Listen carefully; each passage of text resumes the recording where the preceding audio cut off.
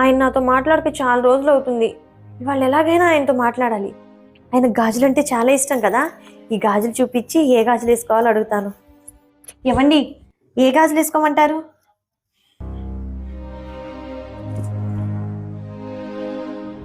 ఏమండి, మీరు ఎప్పటిలాగే నాతో వాదించండి.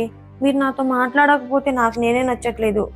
చూడు, నేను నీతో వాదించడం మానేశాను, నిన్ను పట్టించుకోవడం కూడా మానేశాను. నాకు నేనే ఒంటరిగా ఎలా ఉండాలో నేర్చుకుంటున్నాను. ఏమండి, మీరు అలా అనకండి. ఇప్పటి నుంచి మీకు నచ్చినట్టే ఉంటానండి. మీరు ఎలా చెప్తే అలాగే చేస్తానండి. చూడు, భార్యాభర్తల బంధం ఎప్పుడు నిలబడుతుందో తెలుసా? భర్తకి కోపానికి మించి ప్రేమ ఉండాలి, భార్యకి వాదన కంటే సర్దుకునే గుణం ఉండాలి. ఒకరి దగ్గర ఒకరు ఓడిపోతేనే ఆ బంధం నిలబడుతుంది. అలా కాదని ఎవరికి వారే గెలవాలి అనుకుంటే ఆ బంధం ఎప్పటికీ నిలబడదు.